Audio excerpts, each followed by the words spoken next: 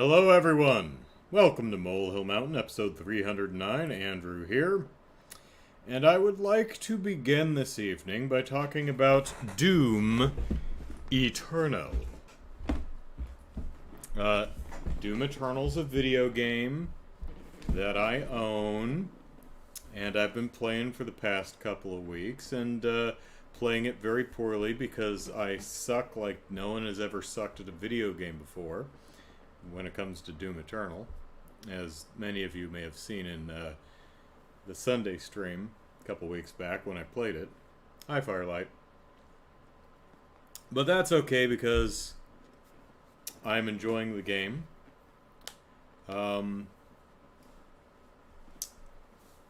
It does do a couple really weird things, though. Its environments, as compared to Doom 2016, are more complex, which, cool, but that comes as with a cost. Momo, hello. And that cost is this. Because the environment is more complex, instead of being in a room with just two walls that go into a corner, you're in a room with pillars and broken bits of wall and debris strewn around and molding and little things sticking out of the walls to make things interesting. And where the problem comes in is you get hung up on it. You can get hung up on all that stuff. So I'll be like, oh look, Cyber Mancubus is trying to slime me. I better back up. I'm stuck on something. And then you die because you get stuck on the geometry now and then. I mean, stay away from the walls? Okay, fair point. But later in the game, one of the ways they increase the challenge of the various demon encounters is to put you in smaller arenas. Or arenas that have ruined architecture all throughout the middle of it, to give you lots of stuff to crawl under and leap over, and that just leaves you more edges to accidentally get stuck on. It's like, uh-oh, the pain elemental is spitting those little wraith things at me. I better duck through this passage and run out the other side. Shoot, what am I stuck on? Now I'm dead.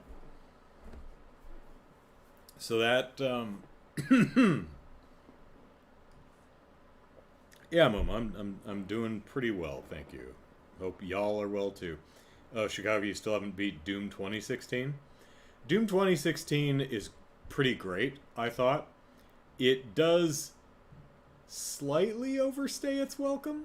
I think it's maybe 2 levels too long, or at the very least it gets a little repetitive because you start on Mars, and you start in this hellish catacomb thing, and a military base thing, and then you go outside, and then there's like a foundry, and then you go into like the Resident Evil underground workstation place, and then you go to hell, and then you go back to the Mars workstation place, and then you go back to hell, and then you go back to the work. And it's not like there's no difference between the environments, but there's like one back and forth too many, I thought. With Doom Eternal, I think they do a much better job with having a wider variety of locations to visit. So, kudos there. But I tell you, when you watched me play poorly, one of the things I commented is that the enemies seem to have really large hitboxes, which makes them easier to shoot, I suppose. Especially from afar. But it does make them very difficult to navigate around if you're hung up on a corner and you've got a pinky demon on your other side. You're just boxed in and you can't move. It's like, okay, they're just going to beat me to death because I'm stuck on a wall, and I've got a gigantic collision box on this pinky demon that I just can't get over or around. So I don't know what it's doing behind the scenes. I'm gonna guess that the collision for both the traced bullets and your character collision is the same collision box. Understandably so. After playing a lot of the game, I would think, you know what, you probably want two different collision boxes. You want one for the traced bullets, tracing the path from where you're aiming to where the monster is to see if you're hitting it, and a completely second collision box for the Doom guy, for the Doom Slayer, so that you don't want to be able to clip straight through the demons, but I think the collision should be a little bit narrower, just so you can get around them more easily, because it became a problem, at least for me. And being that it's a first-person game, you can get away with a lot, because you don't have a Doom guy character model for the most part that you have to worry about clipping into the enemy. If it were in third person, you'd totally be clipping through arms and stuff, but it's in first person, so you can't see it, so who cares? So, hey, Cafe Fox. Momo says, I still have to beat Doom 1993. Wow, Momo, you actually have the same review of Doom 93 that I do. Momo says, stopped playing it because the levels started looking all the same and I got bored. Yeah, that was kind of my impression of the original Doom. I played it for a couple levels and I was like, okay, I've played it. I mean, it's fun to run around and shoot demons, but the levels are uninteresting and very samey and just kind of a find the key to open the door somewhere else kind of a maze, and you have no idea what opened or where. You'll find a switch, you'll hit the switch, and you'll hear a psh, and you're like, oh, a door, a wall, or something opened somewhere. Good luck finding it. Chicago says maybe you need to get the Crucible Sword and just mow down anyone you get close to and cut through any gunk. I have no idea if it does anything like that. I have the Crucible Sword, and the Crucible Sword is a one-hit kill. It kills, I think, any individual demon, probably not bosses, but any individual demon that's standing in front of you. Haven't tried it on a Tyrant, I don't think. I don't think I've tried it on a... What's the shielded one on the hover sled? Is that a Doom Hunter?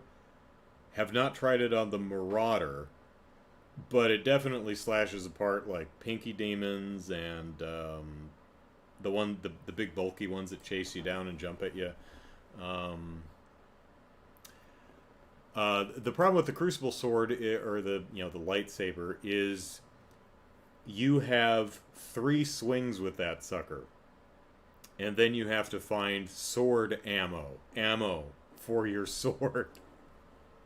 So it's not so unless you have like an unlimited ammo cheat going, it's not just. But that's pretty good advice. Save that for when you get stuck in a corner. One interesting design choice of Doom Eternal is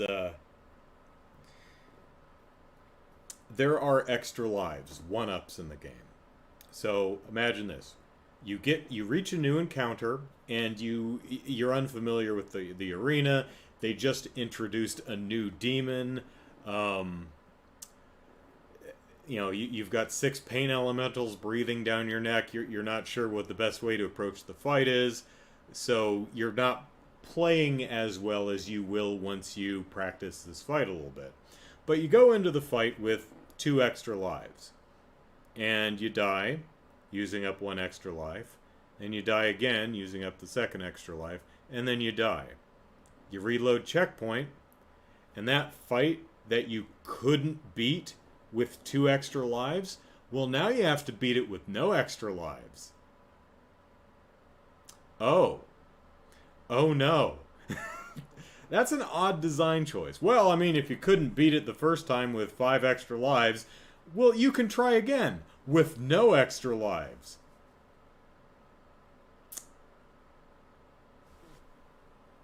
id, you might want to rethink that one.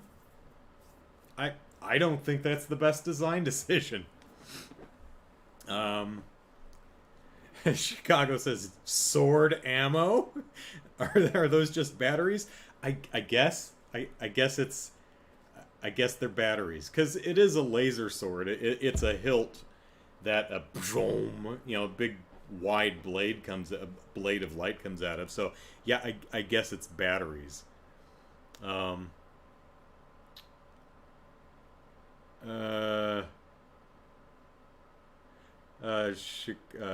Chicago. Yeah. Oh, well, happy belated birthday then, Chicago. Neat. My sister's birthday's on the 1st of October. Let's see. But here's another thing that Doom Eternal does that I found very, very odd. I have an idea why they might do it this way, and it would be understandable if that's the case, but I still don't like it. So here's how. I've got a coaster. I bought coasters, and my coaster is over here, and I just put my coaster drink on coaster. There we go. The thing about the coaster is they're non-slip coasters, so I like try to grab it and nudge it, and it won't move. I have to like pick it up and move it. I should just ruin the wood on my desk. Of course, this is a very old desk, so it doesn't matter anyway. But what was I talking about? Okay, so Doom Eternal has a bunch of things to find in the environment. You know, jiggies and music notes and stuff. You know, if you're playing Banjo-Kazooie. But there are toys, there are vinyl records that are, you know, songs from various Doom games, and some other software games. Just pickups and collectibles, right? So there's a bunch of collectibles to pick up. There are challenges to meet. So when you get, and many of them are hidden, right? So when you get to the end of a level, instead of exiting the level, at the very end of the level, it will unlock a fast travel option, allowing you, if you want, to fast travel to multiple checkpoints throughout the entire level, so you can go pick up whatever you missed. That's really cool. I like that. You know, once you reach the end of a level, you unlock fast travel, so you can wander around and pick up any collectibles you missed. Neat. Here's the weird thing, though. If you don't do that, if you're like, I'll come back for them later, and you exit the level, and then you re-enter the level later, you no longer have fast travel. You have to play through the entire level again to unlock fast travel, even though you've already beaten the level. So, if you want to 100% it, it behooves you to 100% it as you go. Because otherwise, you can't just drop back into a level and go to the area where your missing collectible is and scrounge around. No. You have... pardon me. No, you have to play through the entire level again. Why did they do that? My guess is when you reload a level, you reset all of the combat encounters, and fast traveling breaks the combat encounter scripting, is my guess. I still would prefer them to figure out whatever the issue is, because that's really annoying.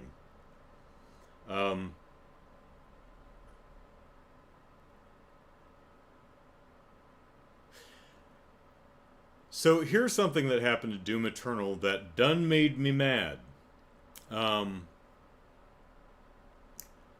As I mentioned, each level has its own individual challenges. These could be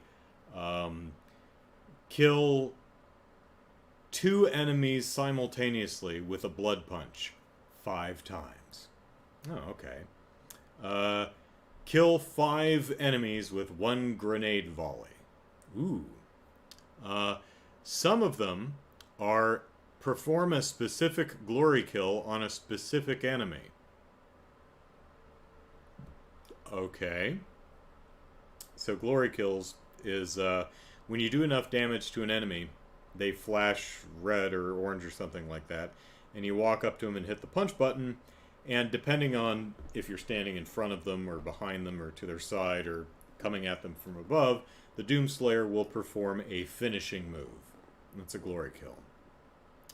So one of the later levels, one of these challenges is do a left side glory kill on a Doom Hunter, I think they're called, the shielded ones on the sleds. There are 2 of them in the entire level. There are... And the 2 of them that exist in the level are in the very, very last combat encounter. Now, when it says left side, does it mean your left or the enemy's left? Like the enemy's left side, or... Doesn't say. But if you ever want to play the game, it means the enemy's left side. Just so you know.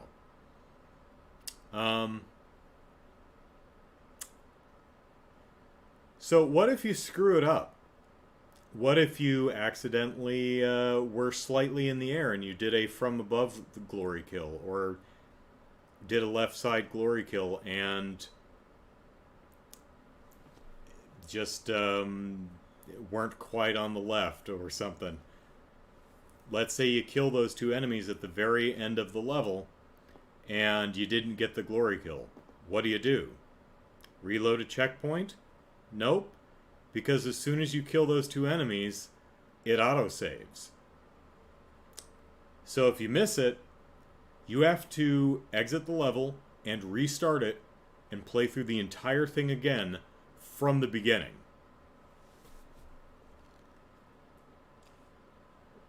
You might be thinking, Andrew, you're looking a little surly. Did you mess it up? Yep. Yep. So, the first time I tried it, I must have been slightly in the air, because, and I tried this combat encounter a couple of times, just because I knew it was the last one. I'm like, these are the only 2 of these enemies in the entire level, and they're the last enemies that show up in the encounter, so you don't want to kill them unless you get it completely right. And sometimes the doing a glory kill is using the punch button, and sometimes your character will just throw a punch. And it's like, no, idiot. Glory kill. So the first enemy, I somehow managed to do an aerial glory kill. Don't know how. I didn't think I was in the air. Maybe I was stepping over a rock. And I have no idea, but... so I've got one more enemy. I get him down to flashing. I stand on his left side, hit the button, and the character punches. I'm like, no, click, punch, grab, glory kill, go. And then the entire screen flipped upside down, and it did some glory kill, and then it flipped right side up. And the enemy was dead, and it auto-saved, and it didn't count whatever glory kill it managed to do. So, I am not finished with the game, but I do have 100% in every single level preceding it, except that one, and I have to go back at some point and play through the entire level again, just so I can get this one specific glory kill on this one specific enemy that exists only in one spot at the very end of the the last combat encounter in the level, and if you screw it up, it autosaves, and you have to play through the entire level again. That sucks. It would suck less if, you know, when you revisited a level, you still had the option of fast travel and could just, you know, zoom to the end of the level and try the combat encounter again. But No, not how it works. Anime Momo says, modern gaming! Yeah. Can't I disable autosave? Maybe I can. I honestly don't know, but I wasn't thinking about that at the time. You know, when I killed it, I was like, oh, well, I guess I could just reload from last checkpoint, and it reloaded right where I was standing. I'm like, oh, it made a checkpoint right after I beat the combat encounter. Well, fudge sickles. That does not bring me joy. Does not bring me joy at all. Actually, I'm kind of curious how close to the end of the game I am. Let me give a quick... I'm on level part 2. It's Numenor part 2. It's not Numenor. I just finished watching Lord of the Rings, so... let's see. Doomy Eternal. Let's see. No. Let's see. Okay. Necravel Part 2. Okay, so third to last level. Following Necrovol... I'm in the middle of Necrovol Part 2 somewhere. After Necrovol Part 2 is Urdak, and then after that is Final Sin, which sounds kind of like it's just a boss fight rather than actually a level, but who the hell knows? I mean, I could click on it and look, but it doesn't matter. So I'm approaching the end of the game. 1, 2, 3, 4, 5, 6, 7, 8, 9, 10, 11, 12. So 13... No, that's a good number for Doom. 13 levels in all if Final Sin is actually a level. Actually, what the hell? Let's take a look.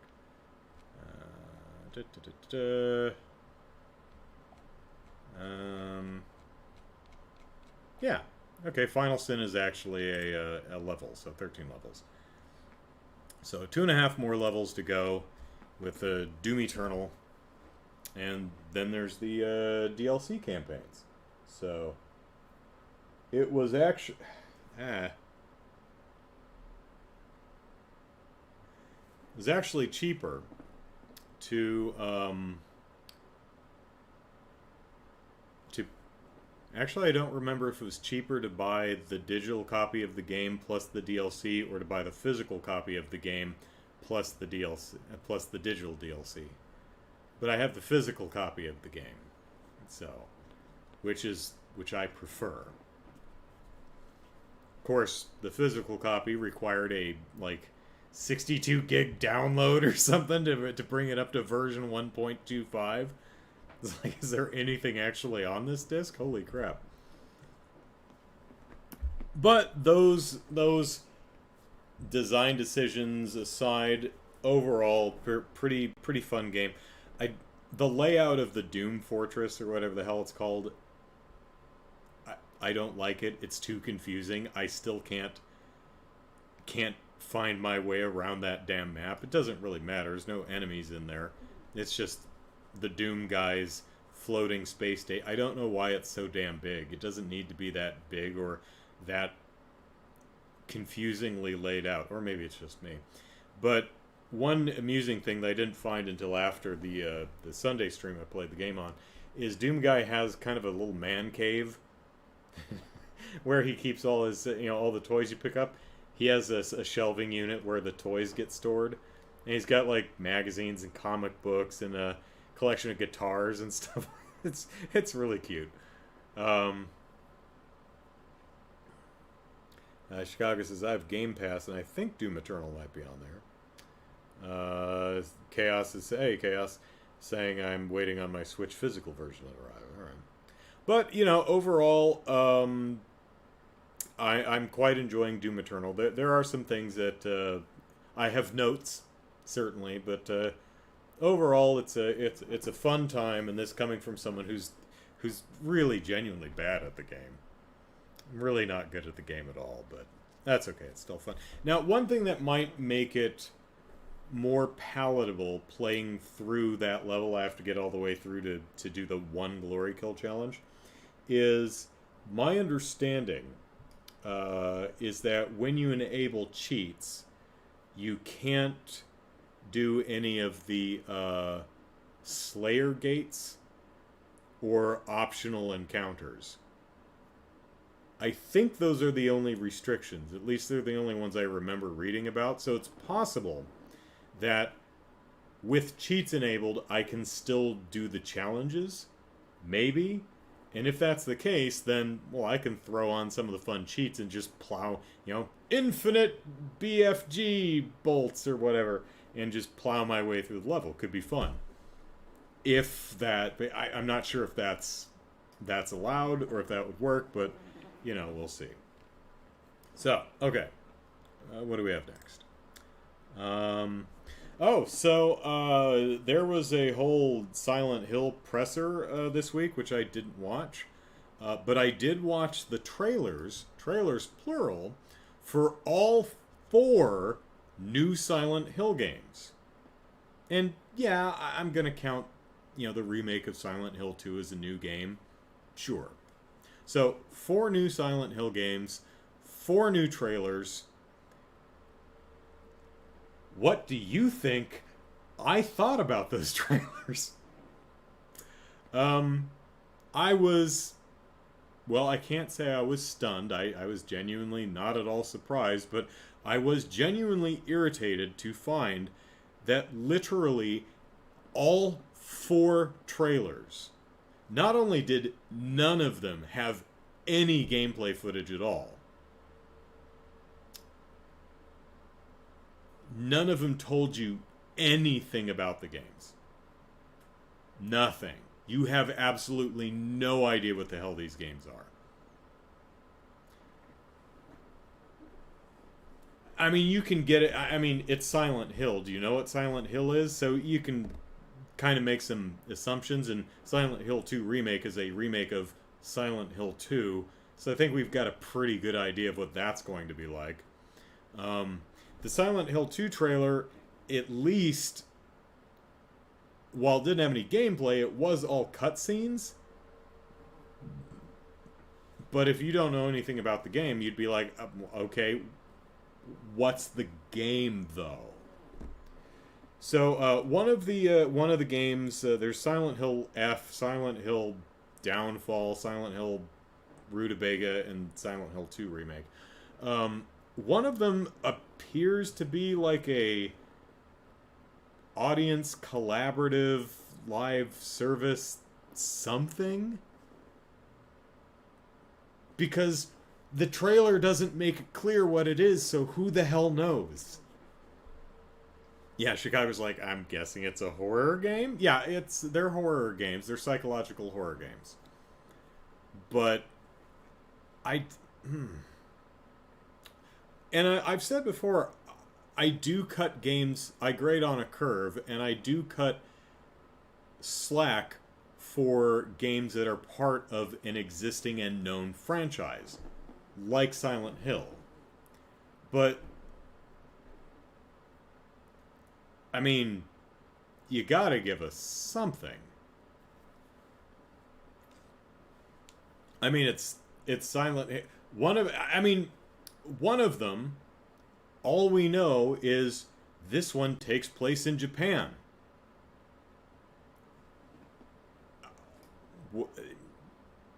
Okay, is this like the every town has an Elm Street kind of idea?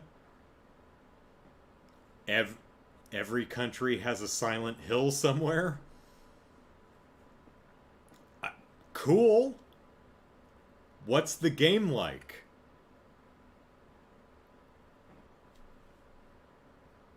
I mean, that would be like saying, if Nintendo did a presser for Metroid Prime 4 and said it took place on ZB0284. A new planet! Okay. I mean, I know what Metroid is. I have an idea of what it's going to be like, but that's not really telling me anything. I say this not to poop on the excitement of anyone who's genuinely looking forward to more Silent Hill. I mean, if you watch this presser, or at least these trailers, and you're super excited, I'm happy for you. I wish I was too. But this is just a personal failing of mine, I suppose. I literally cannot get excited unless you give me some indication of what I'm in for. You can't just say, video game, now give me money. No. It's a Silent Hill video game. Now give me money? No. It takes place in Japan. Now, money. No. What do you want from me? Some gameplay footage would be nice. You know, so I know what the game is?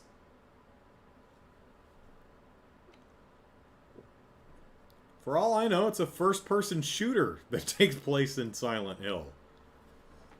You know? I don't know.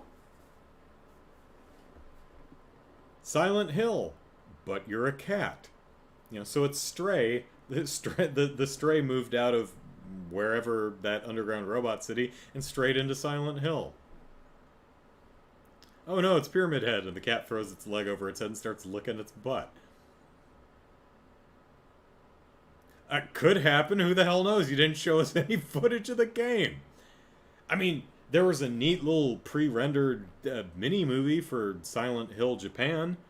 You know, you see this schoolgirl running from vines that are reaching out to her, and then it eats her face, and she grows flowers out of her head.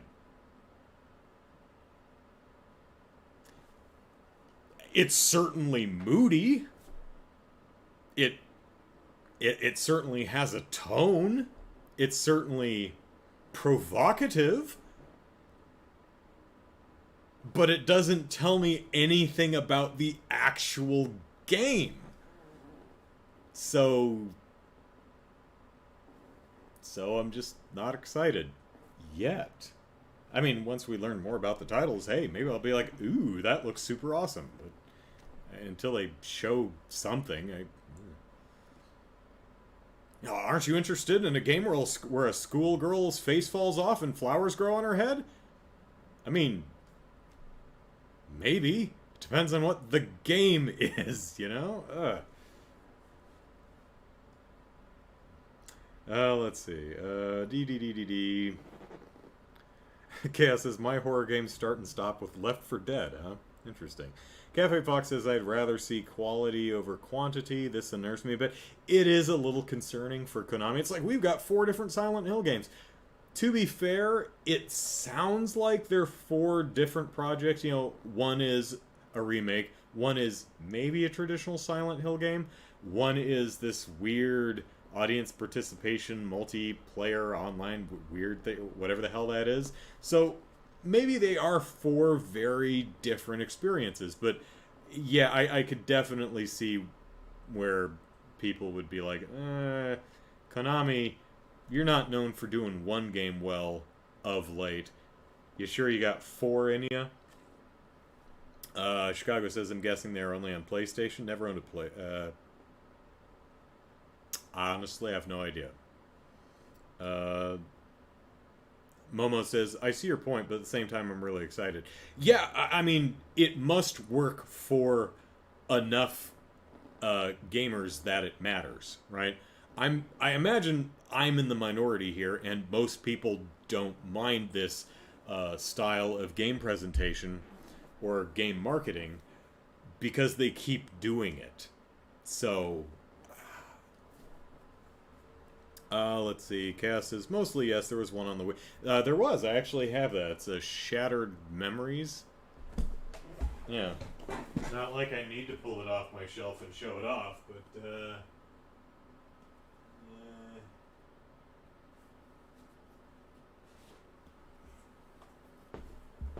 yeah. Silent Hill. Okay. There we go. Yeah, Silent Hill, Shattered Memories. It's okay. This is interesting. It's kind of a reimagining of the original Silent Hill. It's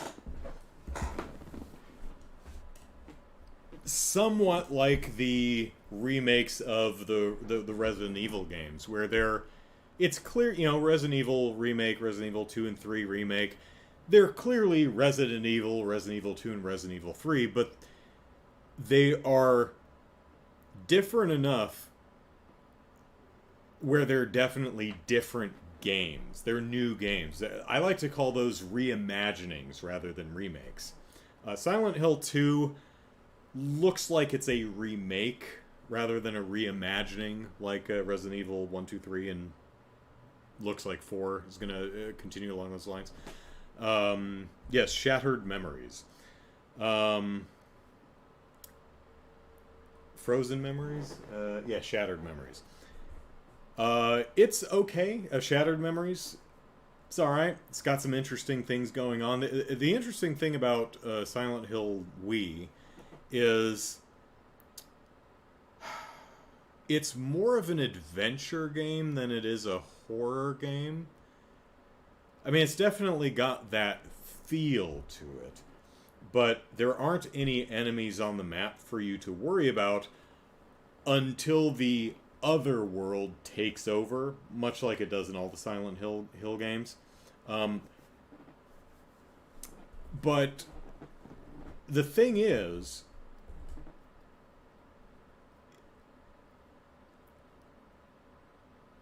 once it, and interestingly in this game, the world freezes over, which is new for Silent Hill. So it has its own feeling and look, but it still feels a piece of Silent Hill, I thought. One issue I had is, you know you are not in danger, that nothing can happen to you when things aren't frozen over, so I think that breaks the tension a little bit. As soon as stuff starts freezing, you're like, it's time to, it's chase segment time. You know?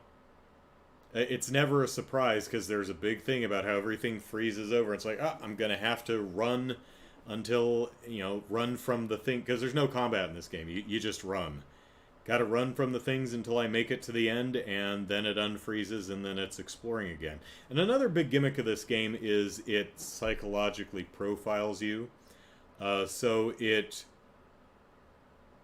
gives you a little psychological survey at the very beginning, and then pays attention to what you look at and where you go and what you do to alter the game,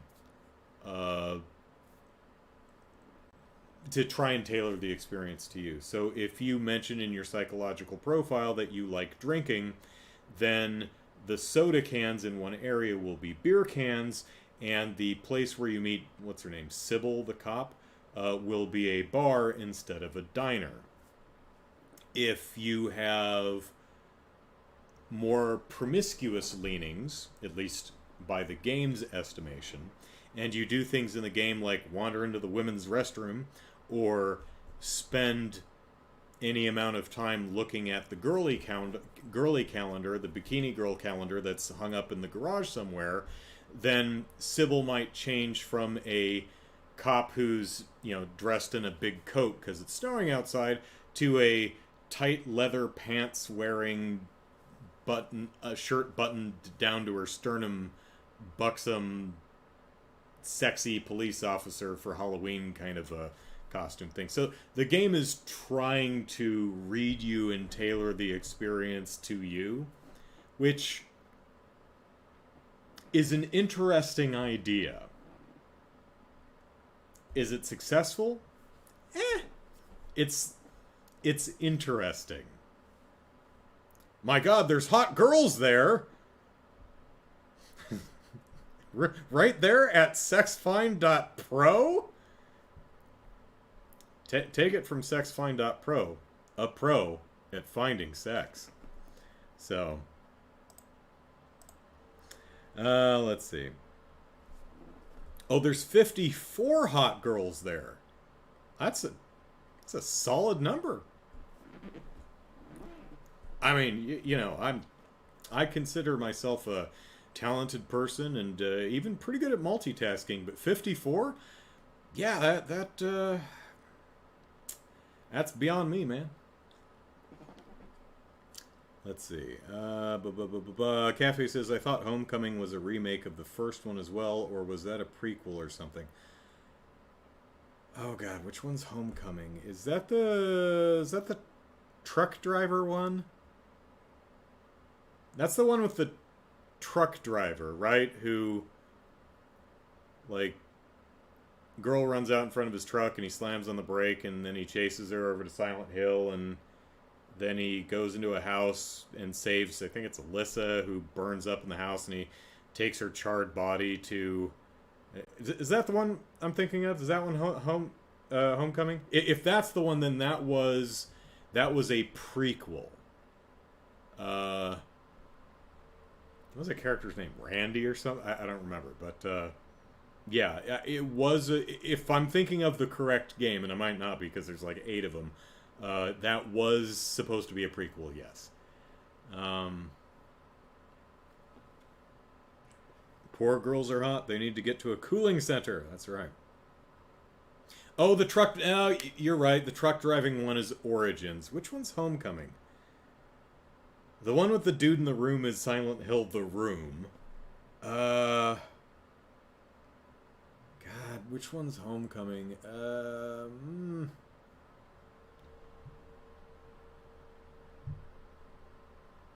I'm blanking on which one Homecoming is. Okay, well, yeah. Well, Origins, as the name might imply, was definitely meant to be a prequel. Homecoming, I'm blanking on it, frankly. So, let's see. One is Charlie or whatever his name is, or no, James Mason. No, James Sutherland is the second game. So the first game is a guy who goes to Silent Hill who's looking for his daughter. And that's Cheryl, Jason. That's the same thing here. The second game is Sutherland, whose wife dies. I was about to spoil why and how. I mean, the game's 20 years old. Does it matter? But whatever. Wife dies, he vacations in Silent Hill, and spooky things happen. 3 is with, is it Cheryl? Is she adult Cheryl? It's with Mason, but the first guy's kid. Yeah, Cheryl. It's adult Cheryl, and she runs around. And the funniest part of that game is eventually you can get a Super Saiyan sailor outfit for her. she's like Cheryl Beam, and she shoots beams. It's hilarious. I love that costume. It's really funny. 4, I think, is The Room. It's the guy who gets trapped in his room and is haunted, and there's a hole in his bathroom that he keeps crawling through to end up in new areas. That one's interesting. Then there's Origins, which is the truck driver guy. Then there's, we're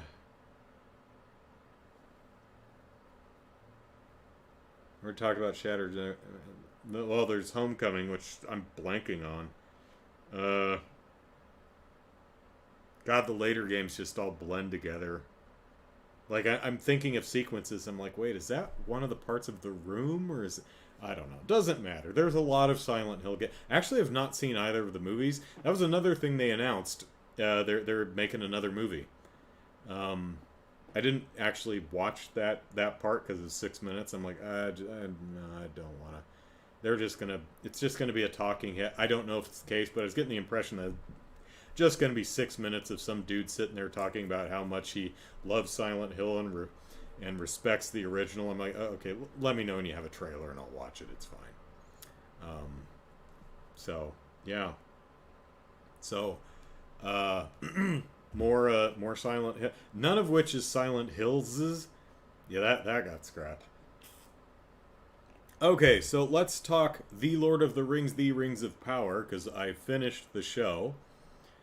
And I'm sure you're all dying to know what I think about it. And for some reason, I keep not putting my drink on my new coaster. I have multiple coasters. I think I had to buy like a pack of 6 or 8. Can't just get one coaster. You gotta have... I'm like, but I live alone. I only have one drink at a time. But, the charity event's in 2 weeks. Exactly 2 weeks, November 5th. So 2 weeks from today. So, my sister will be here. Super Metal Dave will be here. I've got coasters. Hey, I'm an adult. All right. The Lord of the Rings, The Rings of Power. I thought it was okay. I would say it's not as good as the Lord of the Rings movies, but better than the Hobbit movies, for what that's worth. Um, there's a lot about the show that I really, really like, and there's some things about the show that I think didn't work. Long show, too. It's only 8 episodes, but some of them are like feature length. I think the first episode is like 66 minutes, and they just get longer until you get to episode 5 and it's like 73 minutes. And then I think episode 6 is like 70 minutes, and then episodes 7 and 8 are both 73 minutes. Long episodes.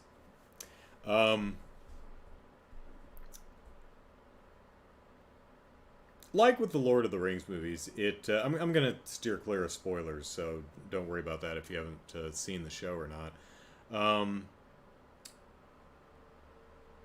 So you have... So it's broken up into this group of people is over here doing this thing. This group of people, like in Two Towers, you have Sam and Frodo and Gollum, moving over to, walking towards Mordor. No one just simply walks into Mordor. Oh, but they do. You've got Aragorn, Gimli, and Legolas hunting orcs. You've got Gandalf trapped over with Saruman. You've got the whole brouhaha going over in Helm's Deep. I think like Merry and Pippin end up in Gondor or something like that, or maybe that's Return of the King.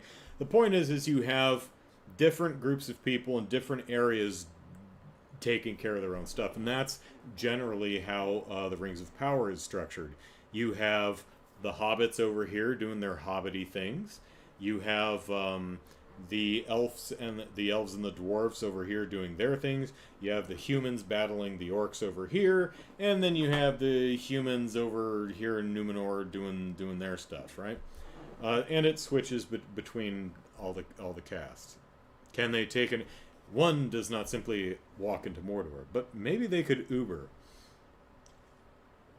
Okay, it's like, take the eagles. Okay, well, what if they got on the eagles' backs and the eagles walked into Mordor? They didn't fly, because, the Eye of Sauron would catch them. But what if but could the eagles walk into Mordor? So, the elf and the dwarf story is, for me, far and away the best story of the bunch. I loved those two characters in the way they interacted, and I found the story the most interesting part of the show from a dramatic conflict standpoint. Loved that. Loved the performances. Loved the drama. Delicious soap opera-y stuff. I love it. It's great. Let's see. What else do I want to talk about? The show is kind of a mystery. And the mystery is, where'd Sauron go? Is Sauron hiding among us? And if so, is Sauron one of us? Who is Sauron? Did I guess correctly? Yes. Because there's a limited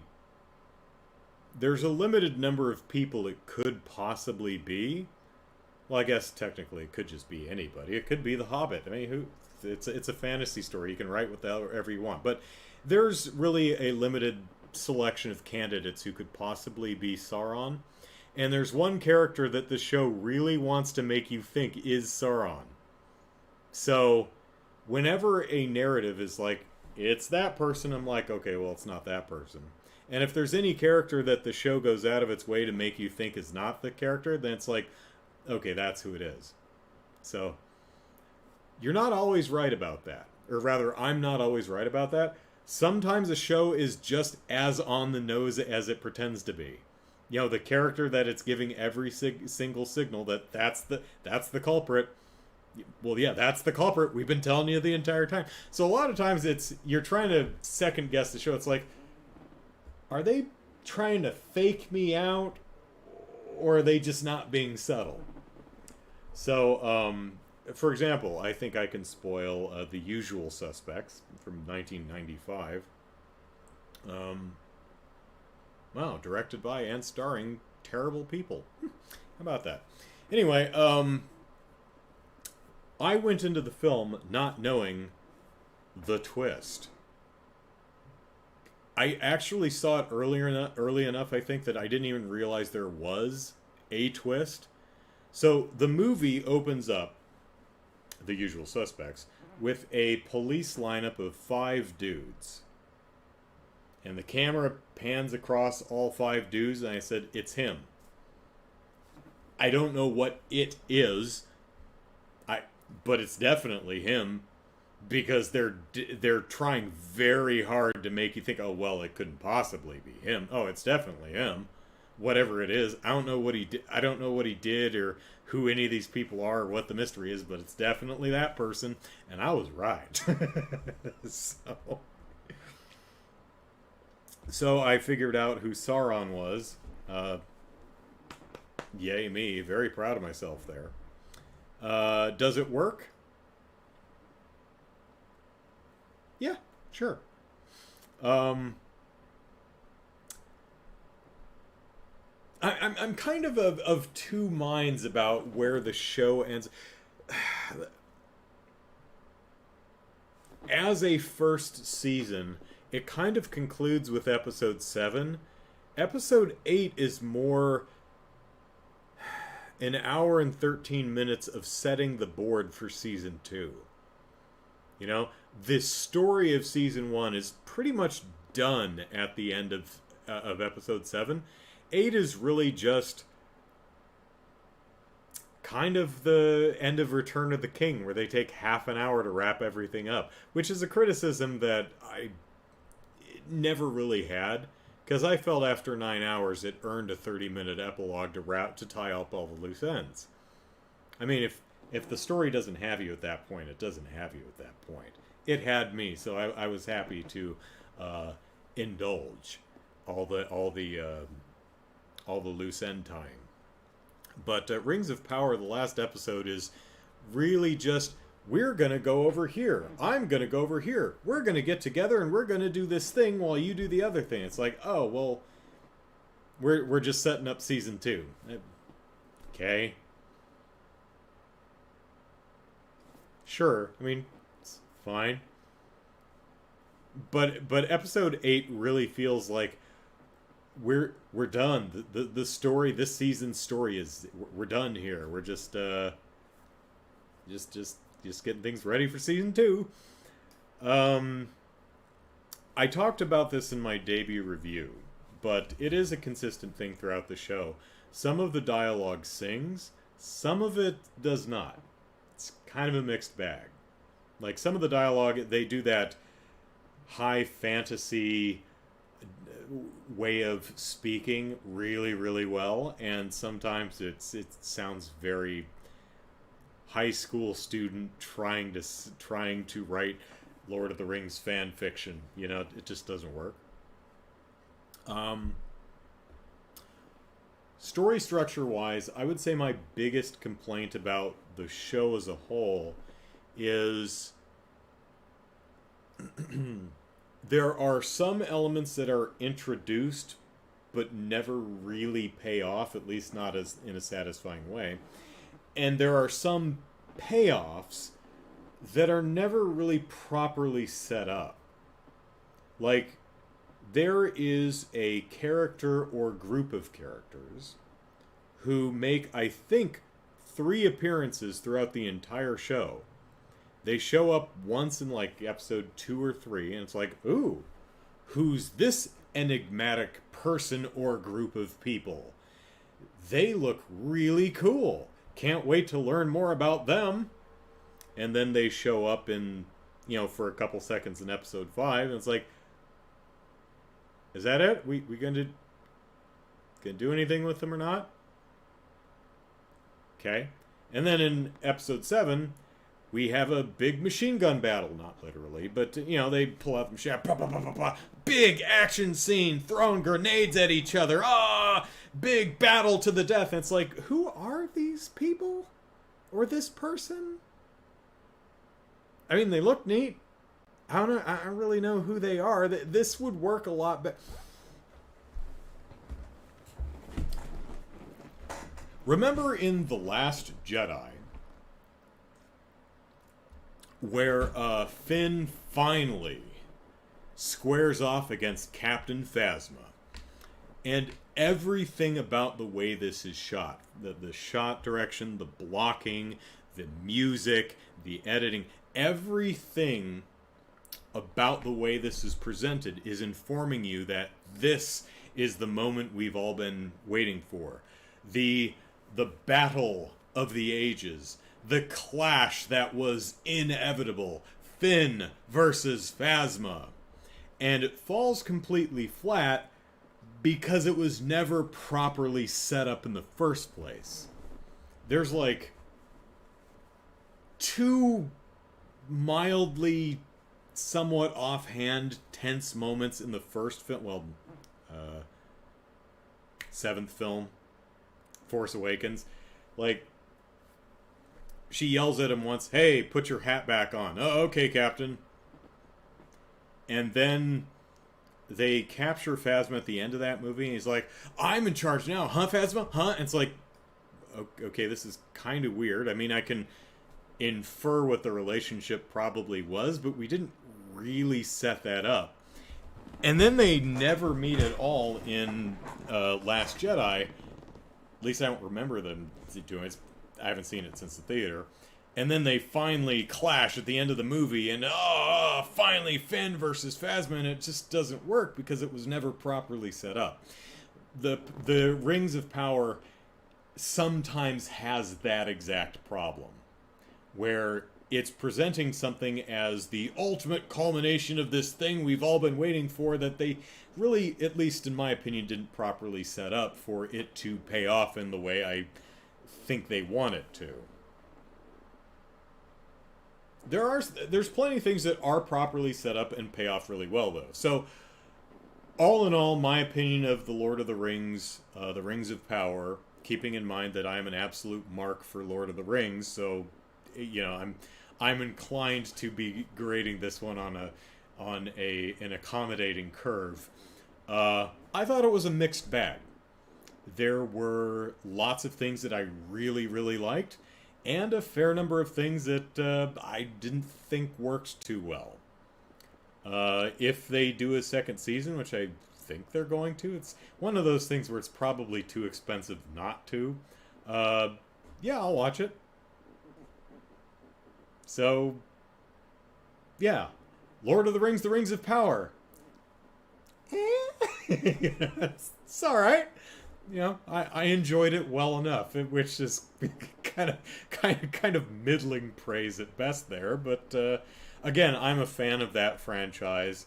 I love high fantasy soap opera bullshit. So I'm definitely like the target audience for that kind of a show. But even so, the show definitely has some glaring shortcomings, while at the same time a bunch of things that I felt it did particularly well. So, your mileage may vary.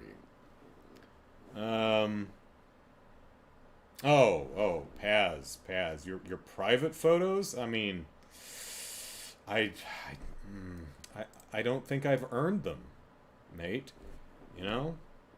I appreciate you, but yeah, I think that's something we have to develop a relationship first before we get into sharing private photos. So,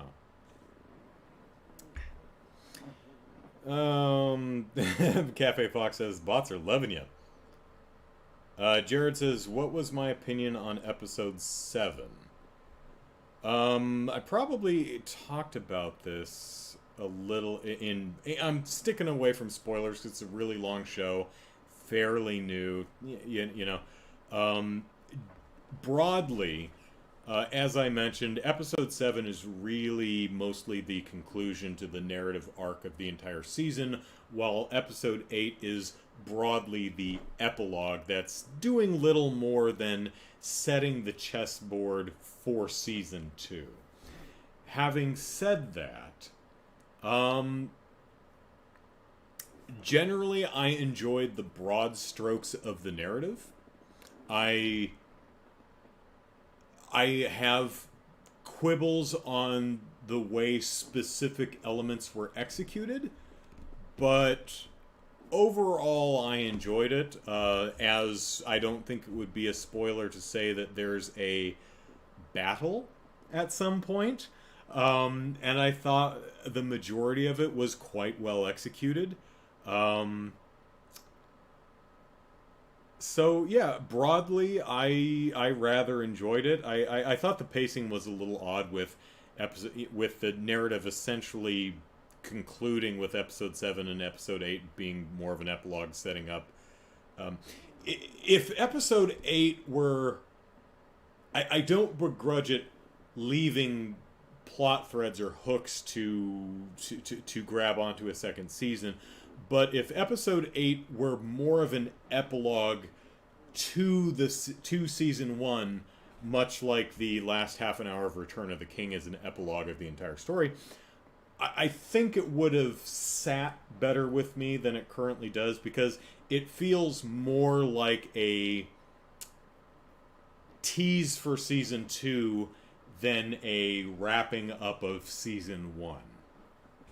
So, again, kind of one of your asking about the ending. I know I'm trying to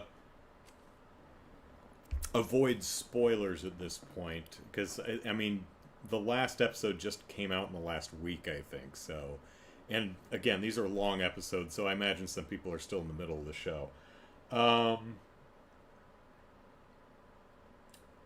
Without spoiling anything,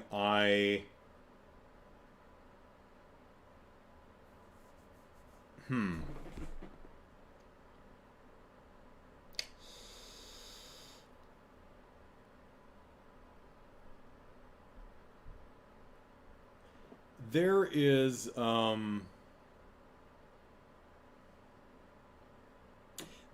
reveal that, while I think what is done works, the execution isn't always strong. What I mean by that is some of the characters react to the reveal, I don't buy. It doesn't feel correct. It's like, I don't think this character would react to this revelation in specifically this way. That doesn't feel right. There's also, some broader scope. I talked about this a little bit, but it's interesting. There are some elements of the plot that the story dwells on when it doesn't really need to, and there are other elements that are shortchanged and really should have been focused on a little bit harder, because I feel like in a lot of cases, my case specifically, and I realize I'm being vague here and I'm doing that on purpose, you end up going, well, how did they know that this was happening and that they'd get there in time to do the thing?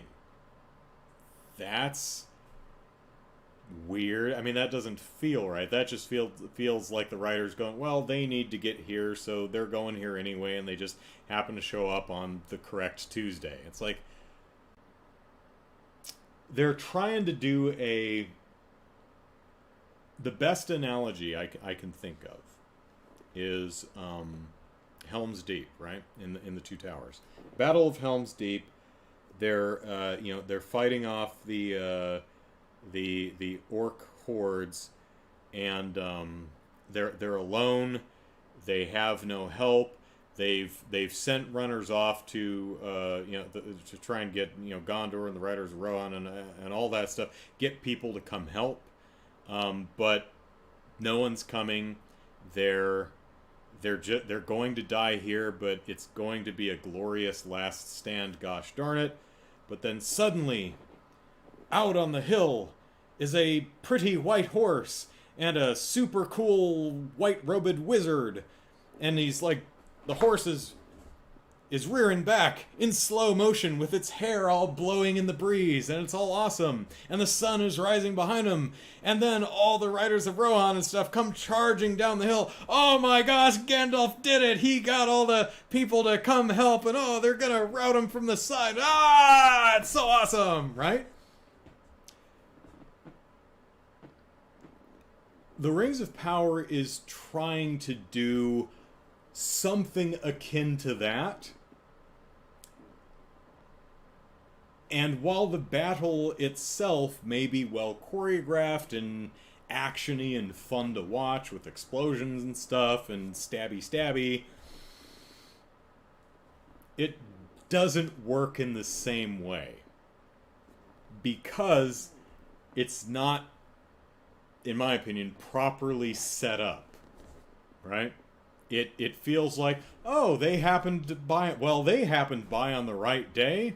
I mean, imagine if the Two Towers spent almost no time on anyone else trying to argue on behalf of Helm's Deep to come help them, right? Like, the thing about Helm's Deep is there are other people around that could help.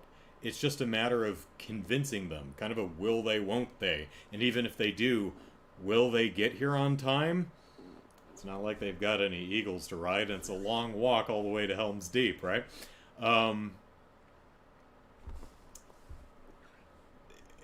Imagine if it was just the battle at Helm's Deep, and it's like, oh, suddenly people showed up. Great! It's like, oh, well, cool. But there isn't that fist pumping, heck yeah, they did it, all right, rah, rah, rah. It's just like, oh, that group of people is here. Oh yeah, they were heading in this direction and they got here oh, okay, sure, that works. But it's not as, from a narrative standpoint, it's not as emotionally satisfying. And again, I apologize for being purposely vague here, but I'm trying to avoid spoilers as the show is relatively new. Chicago says, thanks for avoiding spoiler, haven't started the show yet. Yeah, that's why I'm talking around things and using analogies and such. Let's see. Yeah, there's some rough bits of the show. There are some things that really, really work well, I thought, and some other stuff it's like, that could have used another draft. So, let's see. I still would have really loved it if Galadriel spent the entire series swimming back to Middle-earth. Just every once in a while you cut back to her and she's like, just keep swimming, just keep swimming. No, you shouldn't do that, but I would have found it very funny. Hey, what's Galadriel doing? Now she's doing... And every time you cut back, she's doing a different stroke. So, first time she's freestyling it, then she's doing the breaststroke, then she's like, backstroke, butterfly, side crawl. I don't know. I have an odd sense of humor. So, yeah. I'm sure whoever spent $500,000 or whatever the show cost, and that's probably just production. I doubt that covers like licensing or advertising. Probably not terribly happy to hear me, and I know they're watching. Probably not entirely happy to hear a big Loader fan like me say it's a mixed bag, but Rings of Power is a mixed bag. Now that bag mix has some great stuff in it. I'm not arguing otherwise, but yeah, It ain't all diamonds in that bag. There's a little bit of poop in there too. So, bag full of diamonds, just a bit of poop, just some poop here and there. I mean, it's not like you can wash off those diamonds. They're still diamonds, just got a little poop on them. Still diamonds though, smeared with poo, but still diamonds. There you go. The Lord of the Rings of Power, like a diamond smeared with poop. Still a diamond, you can wash it off, but you may never forget the stench. What the hell am I even talking about? Let's see. Jared says, I thought it was not very believable, that's why I asked. If you're referring to what I think you're referring to, and I'm pretty sure I am, and based on the analogy I used, you probably, I think we're on the same page here. Yeah, I agree. It's like, yeah, that's contrived. That's more than a coincidence. I think they really should have spent more time on the how they knew what was going on and where and why they needed to do the thing. Because it just comes off, I mean, if you're not paying really close attention, I imagine a lot of viewers are like, were they there on purpose, or they just happened to be there? I mean, they seem like they went there specifically for that purpose. How'd they know exactly where to go? How'd they know exactly what was happening? I mean, it all seemed kind of vague. There's an evil spreading in Middle-earth and we need your help. Somehow that translated to, orcs are attacking this specific village. Really? Did we know that? That's... So... yeah. Yeah, it's... I think we're talking about the same thing. It's not handled as... That's why I'm using the Helm's Deep analogy. That's an example of that kind of thing done well, and this is an example of, while the battle's cool, it's like, oh, they're here. Huh. So, let's see. Momo's ready for the Extra Life charity stream. Yep, 2 weeks. Jared, I thought it was a mixed bag of stinky with one diamond. Okay, so Jared and I both think the show is a mixed bag. However, our mixes are a little bit different. Jared has a bag of poo with a diamond in it. My bag is a bit more mixed. So, Cafe Fox been watching any of the new eps of Chucky? No, because I don't have USA or Sci-Fi. Both of them premiered the first 2 episodes on their YouTube channel the first 2 episodes of the first season last year, and I watched those and I really liked them, but it's just not available. I haven't checked recently to see if they made a DVD release. If they do a DVD release, I'll probably buy it because I love the Child's Play franchise. But I imagine they probably did the same thing with the first couple episodes of Season 2, which is airing right now, but I haven't seen the last 6 episodes of Season 1, so I'm not going to watch the first episodes of Season 2. And I subscribe to a couple of streaming services, so I can't get all of them. But yeah, Child's Play, or Chucky rather, is something I really enjoyed the opening of, so hopefully it's great, and I look forward to eventually seeing it. Been watching it. Jared I was talking about the thing after what you described. So the revelation of who is who, maybe that thing.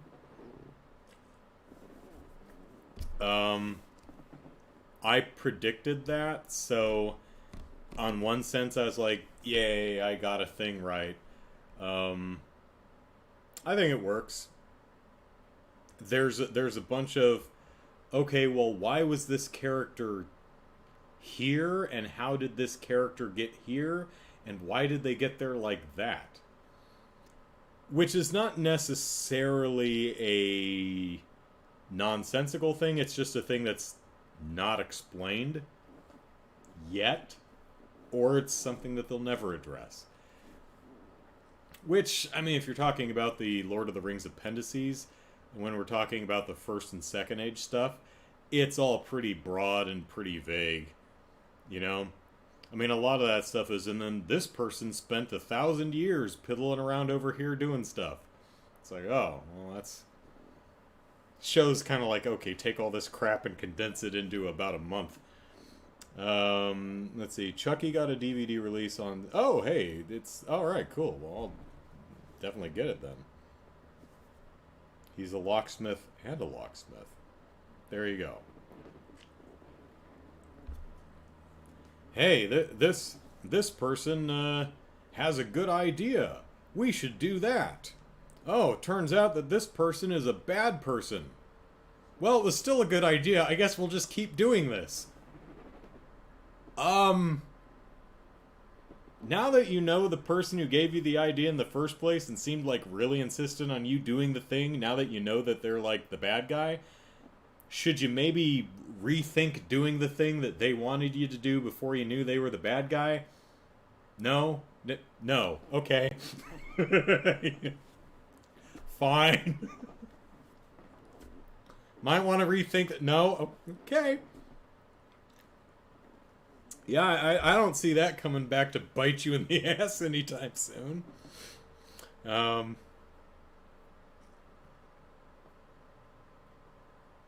So the character who ends up walking into what will eventually be Mordor is wearing a new outfit at that point in the show. And it's never explained where they got that new outfit. I was thinking, did they, like, steal those clothes off of a clothesline at a farm they passed on the way or something like that? Where'd they get the evil robes? You know, it's like, you weren't wearing that last time we saw you. Did you buy them? Did you steal them? Where'd you get... It's like, you know what? I'm not dressed evil enough. I don't know. When I get where I'm going, I want to give off real Sith vibes. So, yeah, Lord of the Rings, I think, depending on what kind of a fan you are of the property, specifically what elements of the property you're a fan of, the movies, the books, you know, whatever, how sacrosanct you feel the original stories, particularly the appendices and Silmarillion are. I think the show is going to be very polarizing, as demonstrated by Jared and my reaction to the show. We both find it a mixed bag, but a decidedly different mix between the two of us.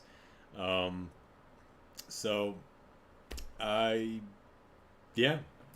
Interestingly, I've read some reviews now, and that seems to be kind of the range.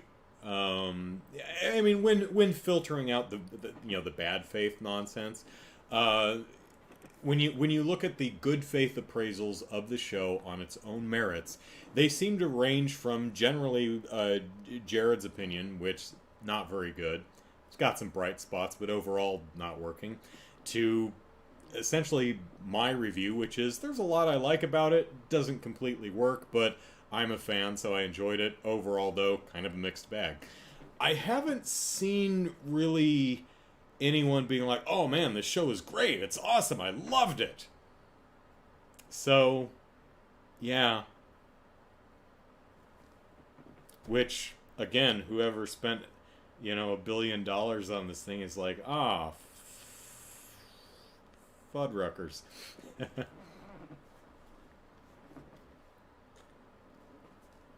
Well, I'm sure it's one of those sunk cost kind of things. I'm sure they will have plenty of opportunities to get it right in subsequent seasons, because they will force this stuff upon us until we like it. Love me. Okay, so 2 weeks until the Extra Life charity event. Yep, Saturday, November 5th is 2 weeks from today. We've currently raised a little over $400, I think. I think the easiest way is to look at the bottom of Twitch. Let me look. Oh, actually, you know what I could do? I could do this. Yeah, 405. So we've raised $405 so far. We've got a $3,000 goal, and we're still 2 weeks out. So, yeah, pretty good pace. I've got a new promo video that I'll release sometime this week. That's talking about what is it? Doing the drinking game and the bench press thing. So we're doing every $100 we raise, I add 10 pounds to the bench press bar behind me, and then at the end of the night try to lift it. So if we raise our goal of $3,000, I'll load up that sucker with 300 pounds and try not to die. Doesn't that sound like... My sister will be here to spot me. I'm sure it'll be fine. So... This is a good idea. I have lots of good ideas. Also, every $100 we raise up to $2,000, I'll drink a new non-alcoholic beverage. And if we raise $3,000, I'll mix them all together and chug them at the end of the stream. So I'll have a promo talking about that this week. Friday, the video game Fashion Police return to talk about Lady Dimitrescu from Resident Evil Village. So look forward to that. And tomorrow we are continuing our jaunt through Trails in the Sky the Third, and we're gonna. I think we have a door that we need Ren for. So we're gonna finally put Ren in our party and see what she can do. Because last week we had the best party mix, with all ranged attackers and Joshua. So we had our MVP Josette, who carried our asses through the game.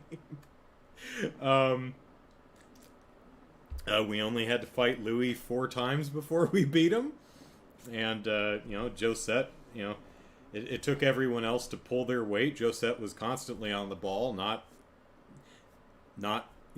consistently dead. She was alive a good amount of the time. So. So more trails tomorrow.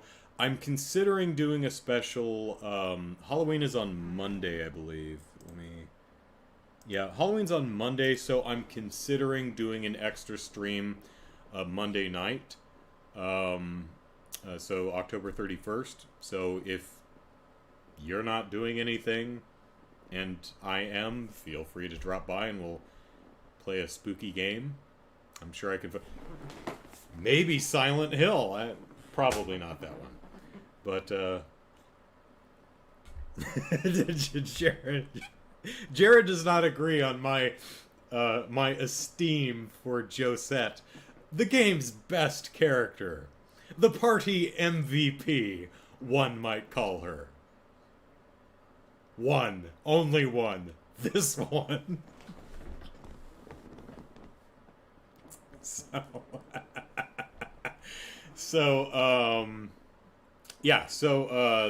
Donate. By the way, Extra Life charity event. My event page, you can find it at extralife.org/participant/Andrew Eisen. Got lots of cool stuff. Gonna be playing a bunch of games. More money we've raised, more games we play. Drinking game, weightlifting game. Super Metal Dave will be here. My sister will be here. Donors can submit levels for me to play in Super Mario Maker 2. We're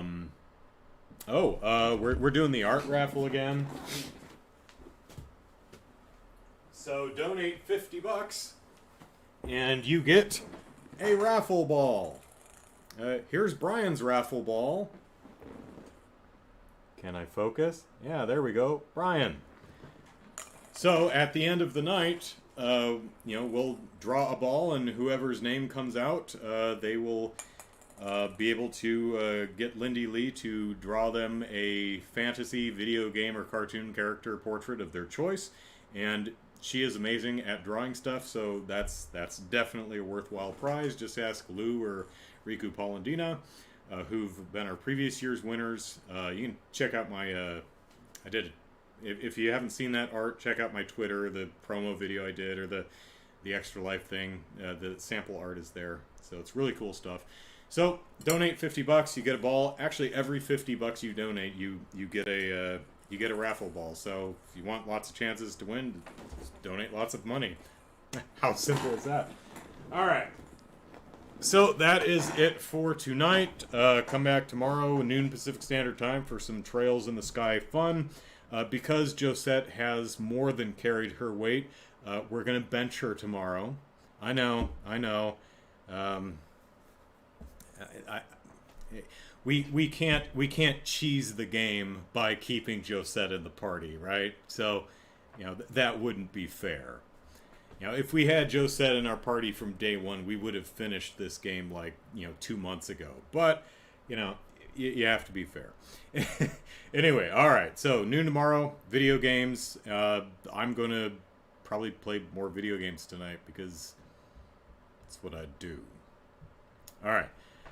Good night, everyone. Take care. Bye-bye.